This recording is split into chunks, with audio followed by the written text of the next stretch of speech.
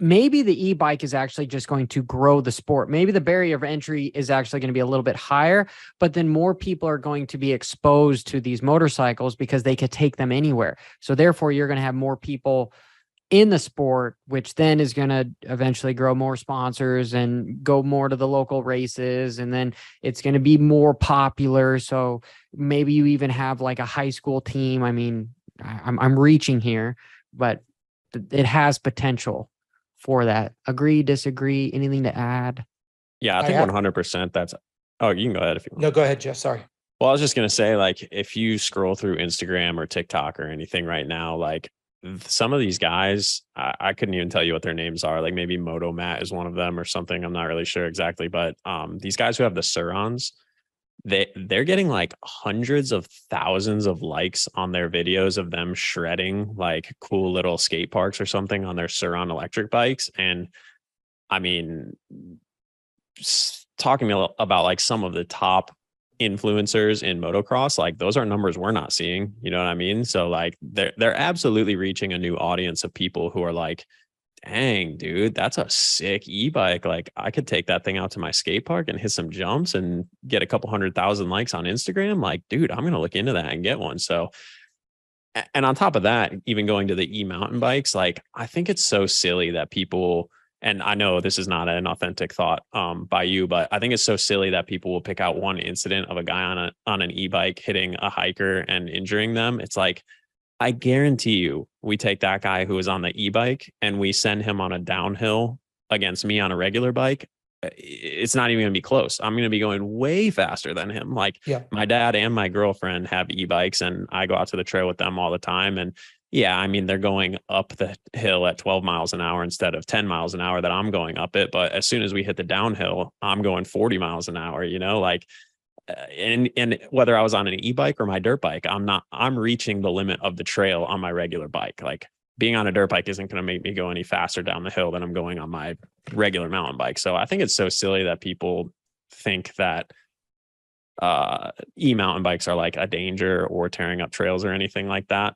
I think it's only good for the sport, and especially, or, you know, mountain biking or motocross.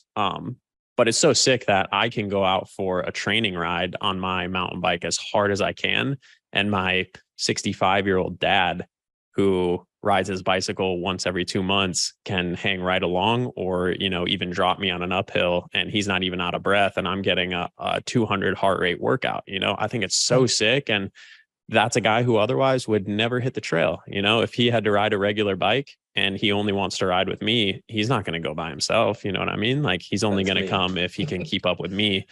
And unless it's a recovery ride, like it's not fun for me if I go his normal speed. So I think it's only good. And anyone who's arguing against it either doesn't ride or just doesn't grasp like how good it is.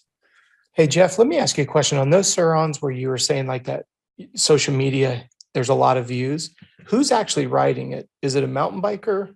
Is it a moto guy? Is it a skateboarder riding that in the skateboard park? I honestly don't know the answer to that question. That's why I'm asking sincerely.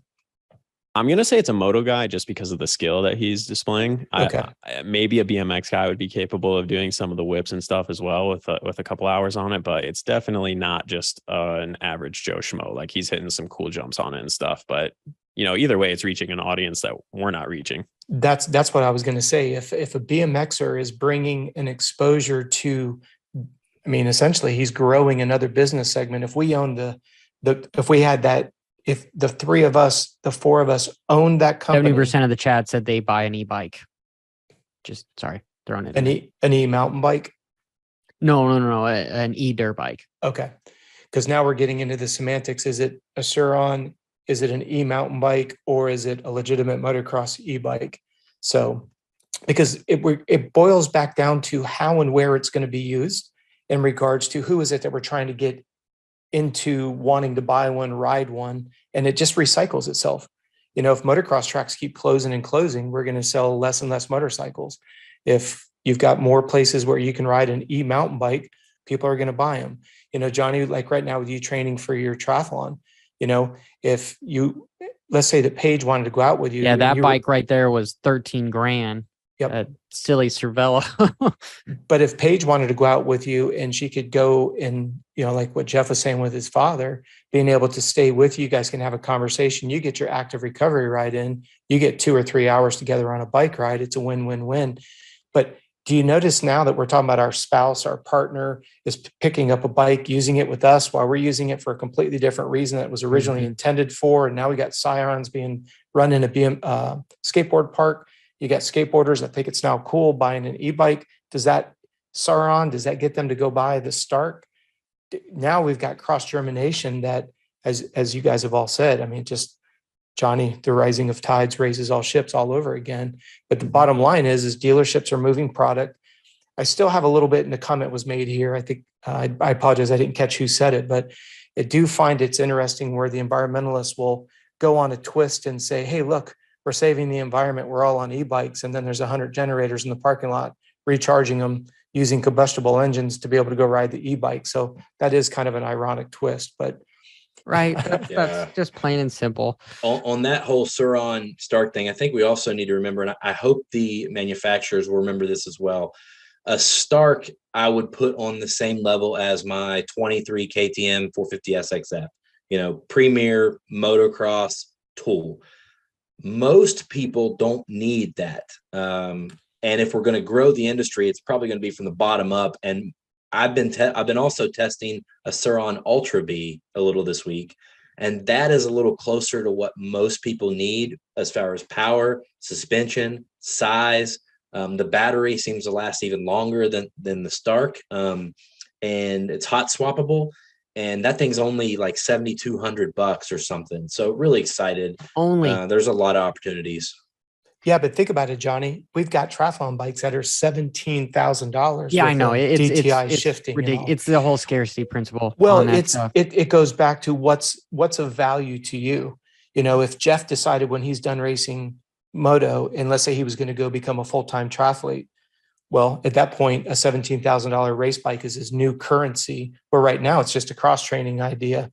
And you could do this on any sport whatsoever. It's like, I'm not into horses, right? But somebody would tell me that horse is worth $500,000. I wouldn't give you $50 for a horse, because I don't have the time. I don't have a place. I don't know how to take care of it. I don't have a farm.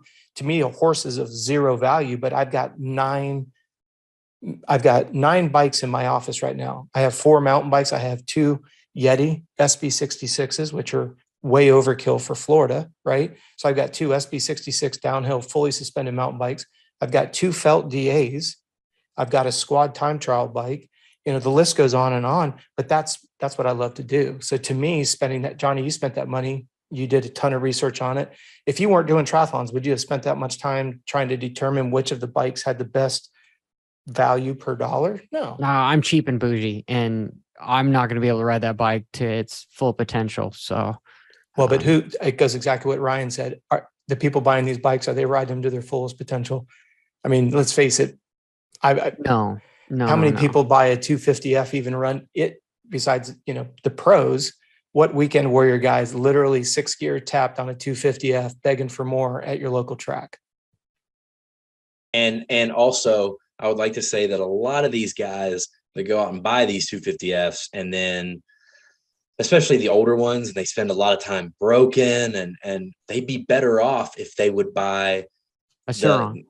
The Suron or the Honda CRF 250, the 250F, the fuel injected trail bike, something like that. That's kind of the Suron to the Stark. They would be way better off, but they want that, that cool race bike, even if it just sits most of the time broken or whatever, People in the chat are saying 2-strokes. And I'm like, 2-strokes are too hard to ride, to learn how to ride on stuff. And that's the other thing is like these e-bikes make it easy to ride because it's almost like the whole car thing.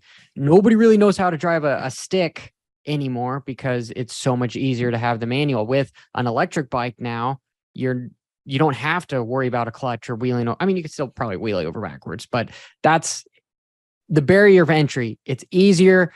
You can take it anywhere. You could probably buy 2 of them because you want your girlfriend and your wife to come with you to the whole relationship. Your girlfriend and your wife to go with you? Did I say that? I meant that as like... I hope Paige one or the is other. not watching the show. You gotta bring your mistress. I put a TikTok up just last night, I believe, that showed the Stark turned all the way down to 10 horsepower and just showed that you can sit there and hold it wide open. And obviously, I mean, it just barely moves. So no clutch, no gears. So I can take my race bike, which would be the Stark, and I can put my buddy who's a beginner, who's never been on a motorcycle, and that Stark turns into the best beginner tool for him to learn on, because I mean, you can't get whiskey throttle, you can't get scared, you don't have to worry about the clutch, the And you don't have shifting.